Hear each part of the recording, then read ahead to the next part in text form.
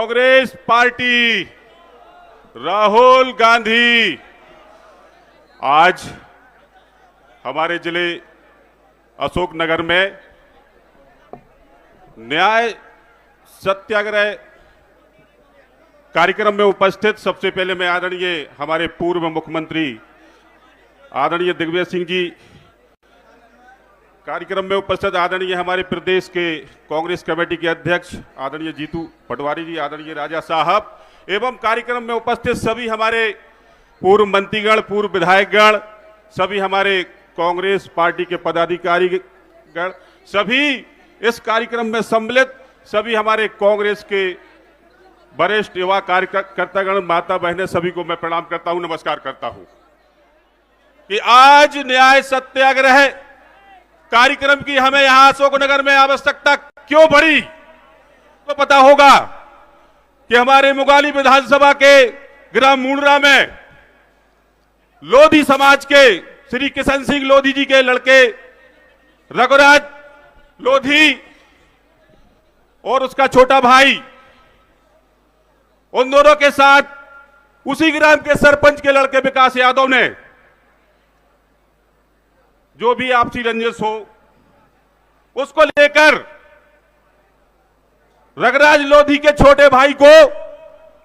एक तो मारपीट करी, पहले उसकी गाड़ी भी घर से छीनी, उन लोगों के साथ मारपीट करी और एक अमानवीय कृत्य उसे गंदगी मेला खिलाने का काम किया। वो दोनों भाई कलेक्टर के पास गए, एसपी के पास गए, जनसुनवाई कार्यक्रम में गए, लेकिन भारतीय जनता पार्टी की सरकार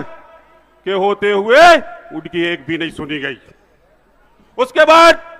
आदरणीय हमारे प्रदेश अध्यक्ष जीतू पटवारी जी का दौरा सागर छतरपुर होते हुए ओरछा का था। उस दिन वो दोनों भाई ओरछा अपनी आप बीती जो उनके साथ अमानवीय घटना घटी उसको बताने के लिए आदरणीय जीतू पटवारी जी के पास गए और जो सत्य था उन दोनों भाइयों ने रो रो के, उनकी बॉडी लैंग्वेज कह रही थी कि उनके साथ सत्य घटना हुई है और आदरणीय जीतू पटवारी जी को बताया कि मेरे साथ ये अमानवीय घटना घटी है। इसमें ना ही वहां के विधायक, ना ही कोई भारतीय जनता पार्टी के नेता, किसी ने, ना ही प्रशासन ने मेरा सहयोग नहीं किया। आदरणीय जीतू पटवारी जी ने जो उन्होंने बताया और उन्हीं से पूछ के कि आपको कोई आपत्ति तो नहीं, मैं आपने जो बात रखी है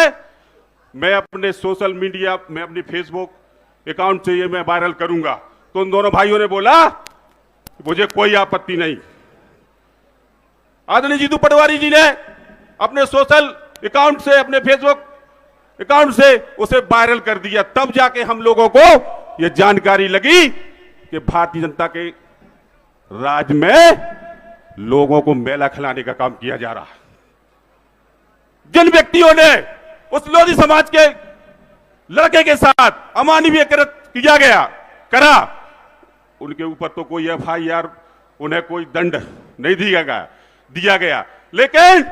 जिस व्यक्ति ने, हमारे आदरणीय जीतू पटवारी जी ने उन लड़कों की सहायता करने का काम किया,